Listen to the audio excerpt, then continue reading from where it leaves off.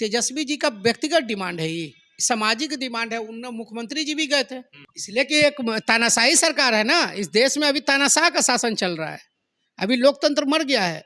लोकतंत्र को कैसे कैसे जीतते हैं तो बस वही जानते हैं, जनता तो वोट दे नहीं रही है। जीते तो आप भी थे साथ में मिलकर। बिहार सरकार अगर अपने से कराती है तो हम 5 करोड़ रुपया चंदा देने को तैयार हैं, और अपने व्यक्तिगत कोष से हम 5 करोड़ रुपया राज्य सरकार को सहयोग करेंगे। और उसके लिए ये तौबा है तौबा जो बीजेपी मचा रही है, और सीधा सीधा बीजेपी का चाल चरित्र जनता देख रही है। ये भी कहा जा रहा है सत्ता पक्ष के द्वारा कि बिन बुलाए मेहमान है, तेजस्वी ने बुलाया थोड़ी, आप लोग को सहारा चाहिए। बीजेपी का स्टैंड को हम लोग नहीं पकड़ेंगे, हम उनके गुलामी नहीं करेंगे। हमको सिर्फ टारगेट किया जा रहा है। सामंतवादी सोच के व्यक्ति कभी नहीं चाहते हैं कि समाज को सही जानकारी पटल पे रखा जाए। चुनाव नहीं है तो जनता को मरने के लिए छोड़ दें। दो रास्ता से चलेंगे तो दो तरफ से घेरेंगे, उसमें क्या बुराई है? वो तो बोल रही नहीं करवाएंगे जातिगत, तो नहीं कराएंगे तो हम लोग क्या कर लीजिएगा।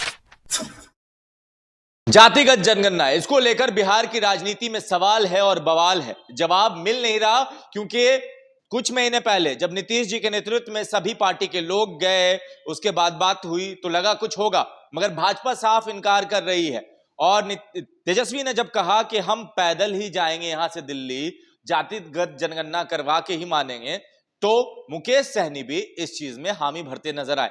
मतलब तेजस्वी के हाँ में हाँ मिला दिया। हमारे साथ आनंद मधुकर जी हैं, प्रवक्ता हैं मुकेश सहनी के पार्टी के, वीआईपी पार्टी के। अब तो दोनों में हाँ हो ही रहा है। देखिए, आप लोग फिर बातों को गलत तथ्य में ले जा रहे हैं। हम जातीय जनगणना पे आज पक्ष में नहीं है। 6 महीना पहले का वीडियो उठाइए, जब दिल्ली में बैठक हुआ था तो हमारे राष्ट्रीय प्रमुख जी जब गए थे तो उन्होंने साफ साफ कहा था कि अगर केंद्र सरकार पैसा नहीं देती है, केंद्र सरकार जातीय जनगणना नहीं कराना चाहती है, बिहार सरकार अगर अपने से कराती है तो हम 5 करोड़ रुपया चंदा देने को तैयार हैं, और अपने व्यक्तिगत कोष से हम 5 करोड़ रुपया राज्य सरकार को सहयोग करेंगे।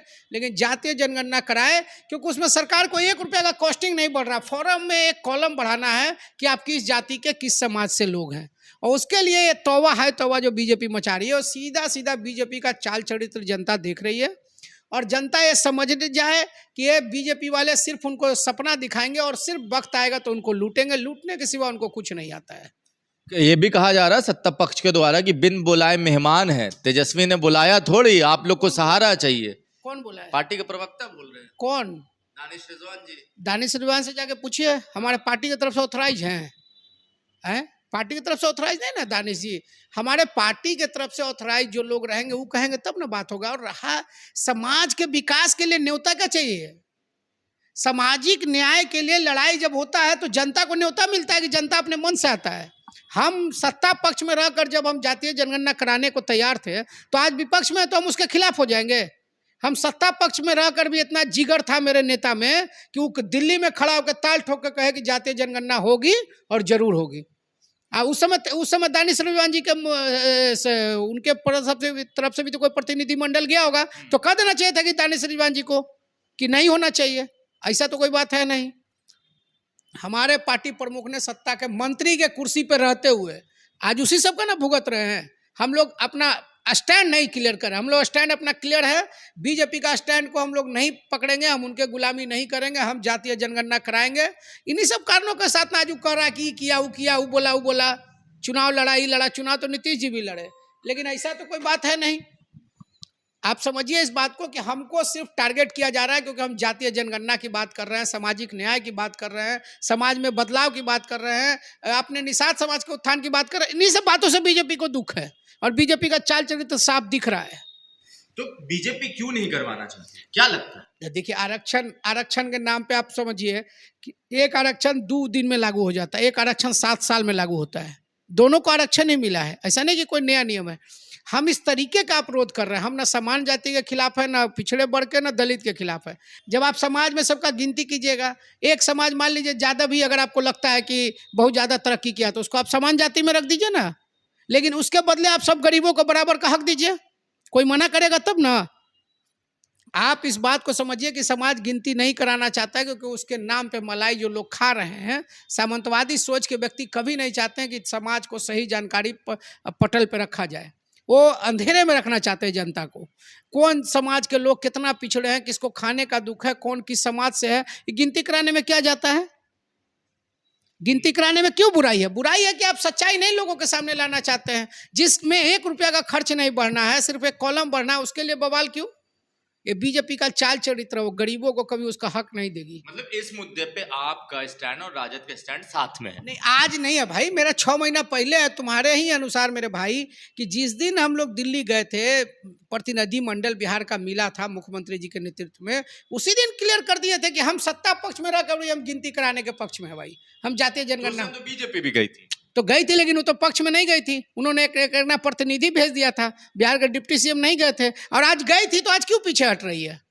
क्योंकि उस टाइम का अगर मामला देखें तो वो उस टाइम तो सत्ता की बीजेपी भी गई दलाली ही थी। करना चाहती है, लोगों को सही जानकारी नहीं देना चाहती है, सही डाटा उपलब्ध नहीं कराना चाहती है। वो तो बोल लिए नहीं करवाएंगे जातिगत, तो नहीं कराएंगे तो हम लोग क्या कर लीजिएगा? हम विपक्ष है, हम लोग लड़ाई करेंगे। जितना जनता का देखिए, करना अंतिम में जनता को है। जनता वोट देके जिताती है, जनता हराती अभी तो चुनाव भी नहीं है, है। चुनाव नहीं है तो जनता को मरने के लिए छोड़ दें। जो विपक्ष का काम है वो करेंगे। लड़िएगा फिर। लड़ेंगे क्यों नहीं? लड़ने ही के लिए ना विपक्ष है। नहीं लड़ेंगे तो जनता हमारे लिए क्यों लड़ेगी? जनता के लिए लड़ेंगे, संघर्ष करेंगे, सड़कों पर संघर्ष करेंगे, सड़क से संसद तक चलेंगे। तो इस मुद्दे पे अलग अलग लड़िएगा या साथ में मिलकर वो लड़िएगा सबको? वक्त पे तय किया जाएगा, लेकिन लड़ाई होगी। अगर मुद्दा एक है, लड़ाई एक है, रास्ता अलग अलग हो सकता है, मंजिल एक है कि आरक्षण चाहिए और जातीय जनगणना मुद्दा चाहिए। एक है, मंजिल एक है, तो साथ में लड़िएगा तो मजबूत होगा। दो रास्ता से चलेंगे तो दो तरफ से घेरेंगे, उसमें क्या बुराई है? बीजेपी को घेरना है, कैसे घेरने का प्रयास करते रहेंगे, मतलब घेरते रहिएगा आप लोग। घेरते रहेंगे उसको। आज जब सत्ता में रह के नहीं छोड़े तो विपक्ष में रह के कैसे छोड़ सकते हैं? तो अब तेजस्वी के हाँ में हाँ है। तेजस्वी, अब देखिए, तेजस्वी जी का व्यक्तिगत डिमांड है, ये सामाजिक डिमांड है। उन मुख्यमंत्री जी भी गए थे, मुख्यमंत्री जी भी खिलाफ हो जाए, आप बांट लीजिए, आपके बोलिए अपने लोगों को, जाके बोले कि मुख्यमंत्री जी खिलाफ है, मुख्यमंत्री जी जवाब देंगे। और हमको लगता है कि इस मुद्दे पे मुख्यमंत्री जी भी बीजेपी को जवाब देंगे। लगता है एकदम 100% लगता है कि बीजेपी को जवाब। जदयू वाले भी तो अपना स्टैंड क्लियर कर रहे थे कि भाई जातिगत जनगणना के फेवर में है। तो बस क्लियर हो गया ना। तो एक आदमी खिलाफ है ना, बाकी सारे आदमी तो पक्ष में है, तो गिनती होनी चाहिए। ये बहुमत है, लोकतंत्र है यार। समझाइए ना कि सरकार दोनों की है, भाजपा जदयू और वहां मांझी जी की भी पार्टी है, तो सरकार के जब सब ज्यादातर लोग चाहते हैं तो हो क्यों नहीं रहा? इसलिए कि एक तानाशाही सरकार है ना, इस देश में अभी तानाशाह का शासन चल रहा है। अभी लोकतंत्र मर गया है। लोकतंत्र को कैसे कैसे जीतते हैं तो बस वही जानते हैं, जनता तो वोट दे नहीं रही है। जीते तो आप भी थे साथ में मिलकर। अरे भाई, तो हम कभी तो हम मुद्दा छोड़ दिए जनता का? हम सत्ता में थे तो हम बोले कि जातीय जनगणना नहीं होनी चाहिए, आज हट गए तब बोल रहे हैं। उस समय भी तो बोल रहे थे कि जातीय जनगणना होनी चाहिए, हो के रहेगी। हम उस समय भी कह रहे थे, इसीलिए आज खिलाफ है। चलिए, हम उस टाइम भी कह रहे थे जब सत्ता में साथ थे, आज खिलाफ हैं, तो अब खुलकर विपक्ष बनकर लड़ेंगे। जनता को मरने थोड़ी छोड़ दे सकते हैं साहब। जातिगत जनगणना आखिर क्यों नहीं होने दिया जा रहा? जब सिर्फ एक कॉलम लगाने की बात है, खर्च उतना ही आएगा। स्टेट गवर्नमेंट करवाती है तो 5 करोड़ रुपया अपने पार्टी फंड से वीआईपी देगी। पहले के बात पर अभी भी कायम है। मंजिल राजद और वीआईपी का दोनों का एक है। रास्ता या तो साथ होगा या अलग होगा, मगर मिलकर घेरेंगे। आपको क्या लगता है? आप अपनी राय नीचे कमेंट बॉक्स में लिखें। जुड़े रहे हमारे साथ।